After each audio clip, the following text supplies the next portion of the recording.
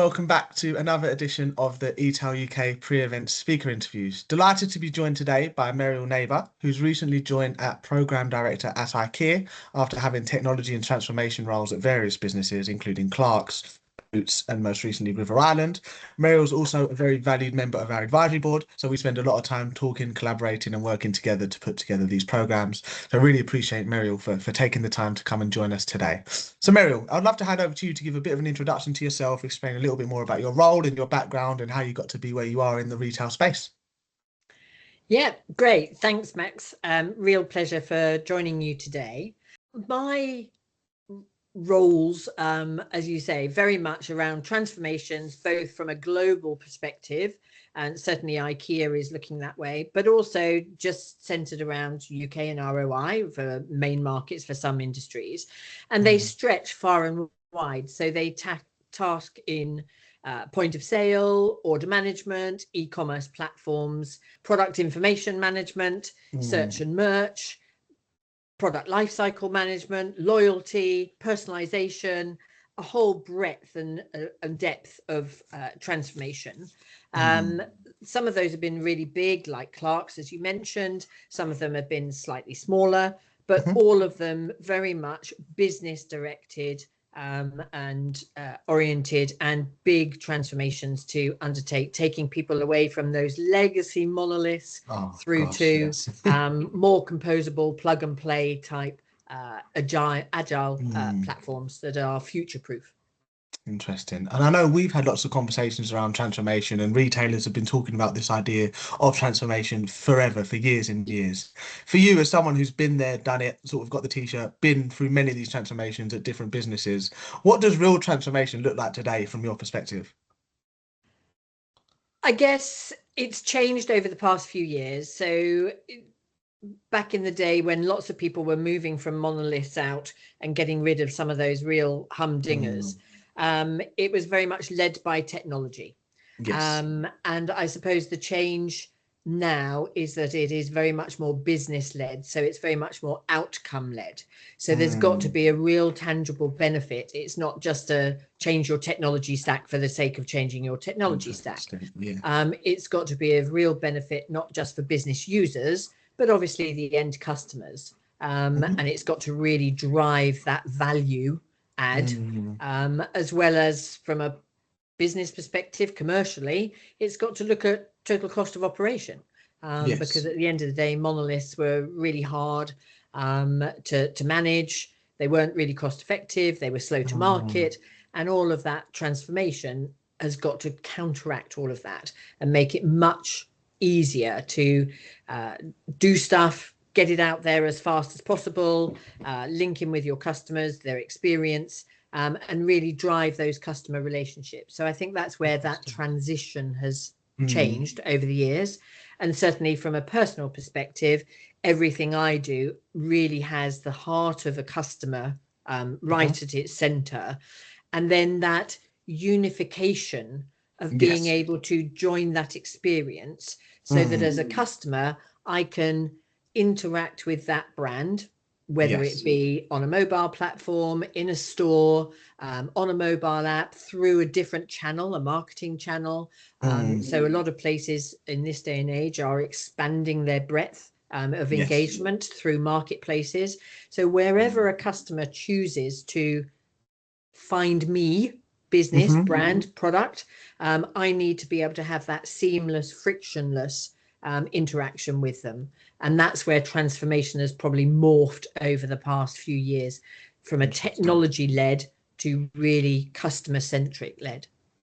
That makes sense. And yeah, thinking about sort of aligning that technology with the commercial outcomes then, as you mentioned, that's obviously something that's super, super important. What would you say are some of the main challenges that people are facing, and perhaps how have you overcome some of those in previous transformations when thinking about aligning a tech transformation with those clear commercial outcomes, right? Because you need to have the goals, you need to get it signed off. There's a lot of people involved in these processes now with clear end goals of this needs to make money. So how do you sort of overcome some of the challenges of making sure that your transformation is commercial, not just a change for the sake of change? It is really tough, actually, because from a CFO or a CEO perspective, as you say, they want that revenue generating value add ASAP. because if you think about some of those transformations, they have deprecated the cost of that original stack. And so therefore the only cost that they have is that maintenance, service, operation stuff, which in comparison, when you're buying lots of new technology, which is also put together very differently in terms of we now have license-based commercial contracts, that initial cost is quite expensive.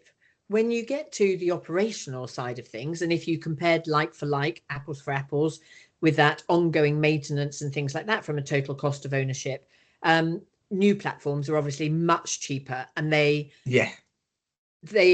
flex with the enormity of your, or lack of, in terms of volume of transactions, and they are elastic in that regard. So you only pay for what you consume, whereas in the old days you paid for everything and it was just a flat charge, and it never stretched, etc., with the volume of your business. Having said that, to get that across the line, as you say, in terms of business case, it is still very traditional to look at KPIs, so things like improved conversion, improved basket size, improved average order value, and things like that. But there are also softer things like how quickly, how agile can you be in terms of future development, future projects. So if you're doing an e-commerce platform and then you want to add on things like loyalty and personalization, guest checkout and things like that, how quickly can you do that? With modern technology, you can do that without any downtime.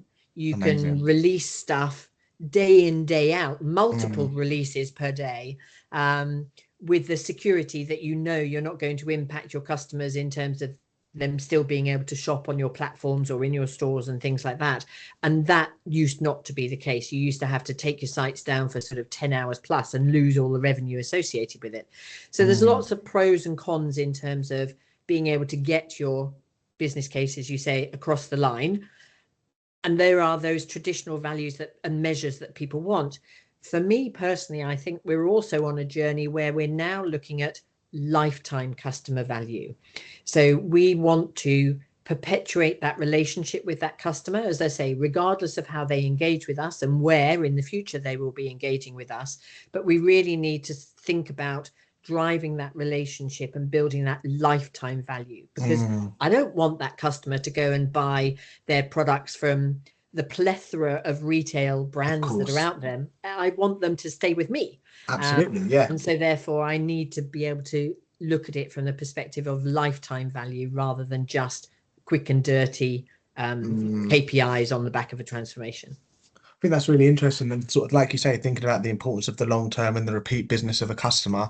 I think cost of acquisition, once you've got someone in the door, you want them to keep coming back, right? You don't want to have to keep having to refill that funnel. You want people to trust you and keep spending. So that's a really important idea when you're thinking about transformation. Yeah, no, 100%. And everything that we should be doing once you've gone through that transformation is actually driving that relationship and driving that retention. Absolutely. Because as you said, cost of acquisition is huge. And that's not going to go away, but you don't want to lose them and have to keep replacing them. So Exactly that retention is hugely important, and everything that you do alongside that. Interesting. I wanted to steer the conversation a little bit towards the dreaded topic of AI, because obviously it's something that we can't avoid. It's always dominating the conversation at the moment. I think from your perspective, obviously, in terms of integrating new tech and from a transformation perspective, it's obviously something that must be on your radar quite a lot. So where do you really sort of see the value adds with AI? Because we see lots of different examples, lots of different use cases. What would you say are the places where you're really going to see AI in terms of adding value for yourself? From a transformation point of view, there is an expectation that whatever products you're buying and implementing, there is an element of AI that comes with it. So that's the first point. There is an onus on you as the company, the brand, the retailer, to make sure that you can facilitate that AI actually taking place and everything that you do. So there is an expectation that your data is absolutely in the right place. It's clean, it's get-atable from the LLM point of view in terms of agents and being able to use that data. So there is, number one, an onus on the products that you buy. Number two, I think AI is being proven within retail in terms of driving some efficiencies in workflows and things like that. People want to start to see what it really can do, what the art of the possible is, because some of the use cases that are out there at the moment aren't really seeing some of those tangible bottom line results. It's not costing them a huge amount, don't get me wrong, in comparison to big transformations, but it's not actually driving bottom line revenue or anything like that. In terms of where I see AI being used in the future, I think this is almost like when we first started on the web and when we launched websites back in the 90s, and that was a huge change for technology being able to enable stuff. I think AI is going to start doing that now over the next few years. And I think it's, for me personally, I think it's a real revolution. I've talked previously about evolution of technology and things like that, but I think AI is really going to drive a revolution. And I think one of the most important aspects is going to be voice. We all know how lazy, if you think about future generations, not necessarily my generation, but future generations, they want everything at the end of their fingertips. And so therefore tapping away and things like that while you're looking at multiple places and browsing and scrolling and everything else, actually voice, I think, is going to become really, really important. And as much as we're focusing on being able to make sure your products are discoverable really, really easily wherever people are looking. So you might be on TikTok, I might be on Pinterest, somebody else might be on Facebook, somebody else might be on X, somebody else might be on Google, somebody else might be on ChatGPT, Proximity, wherever. You want to make your products discoverable, but at the same time, you want those agents to learn of what is important and what you're looking for versus serving you up stuff that you have no interest in whatsoever and never will do. So it's got to become really relevant. So driving that relevancy and using AI to do that, I think, is really important. If you think about somewhere like a department store, John Lewis or something like that, they serve multiple brands. Yeah. So when you're in John Lewis, you can buy any products from a multiple of brands and put them in one basket. So I think agents have got to drive that behavior in terms of me as an individual retail brand, but I want to be able to not just sell mine, but if the customer thinks, oh, I like that skirt from River Island, for example, but I want a top to go with it. Is there a top from River Island? No, actually, I don't want that. Agents, go and find me something that will go with that skirt. It could be from any other brand, and I should be able to add that to the same basket and then be able to check out. So I think all the agents have got to do all of that squirreling work behind the scenes to surface up. And retailers have got to become non-precious about the fact that it could be a multi-brand basket. But then there is the question about who owns the data.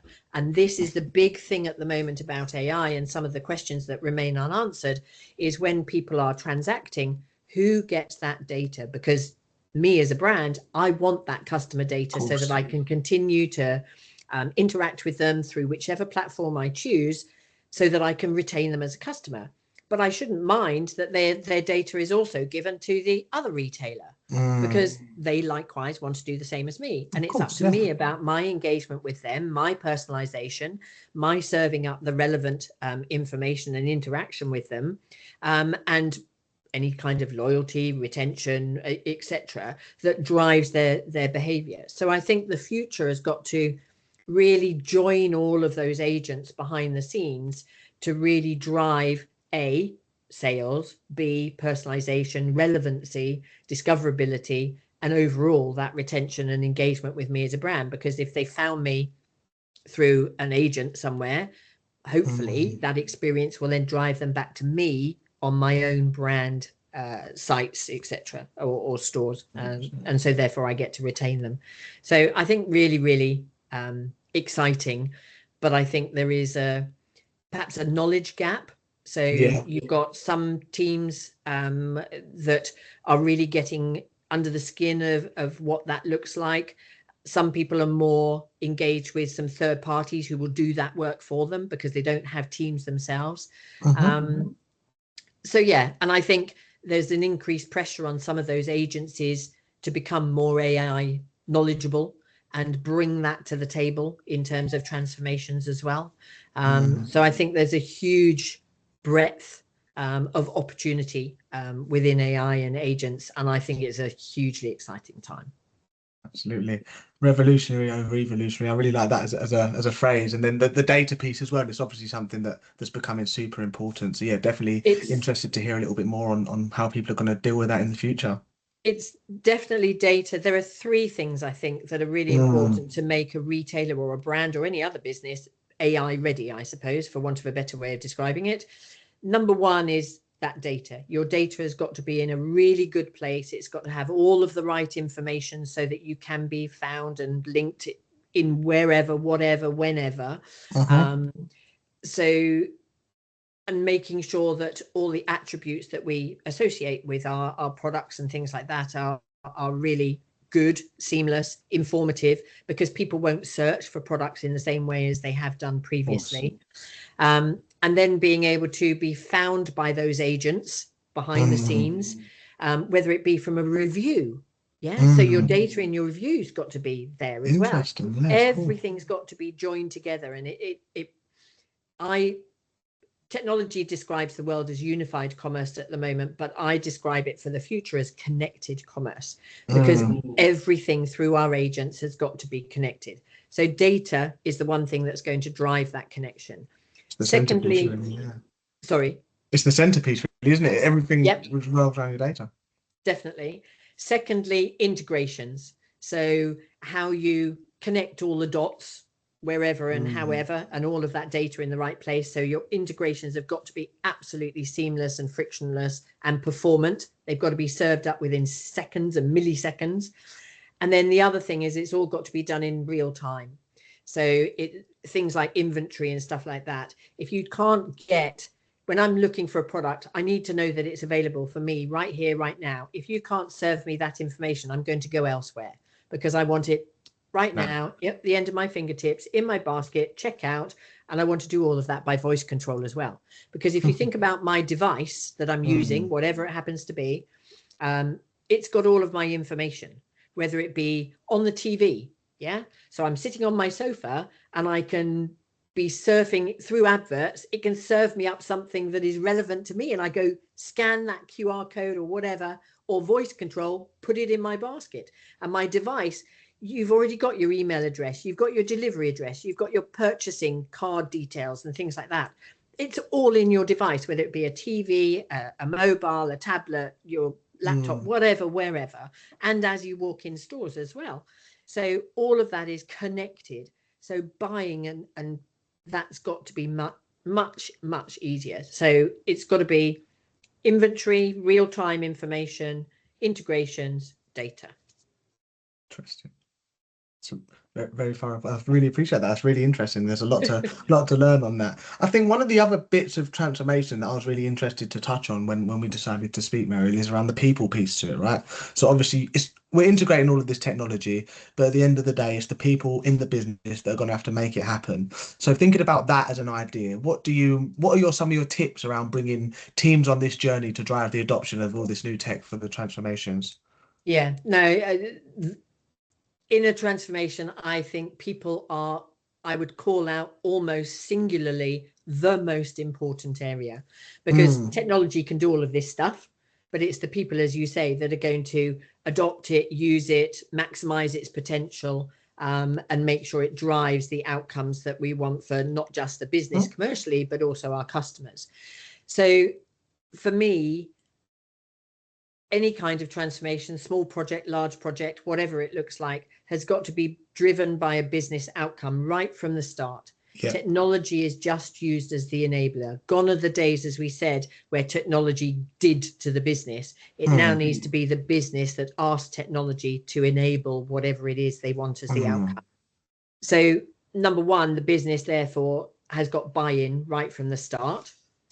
Number two, that then has got to drive the behaviors that are required for any kind of transformation. So the business, and again, it gets left behind so often. How many times do I work in a transformation where you have teams of business people that have to operate in a BAU world, as well as give their time to the amount of time that you need them in the transformation. Yeah.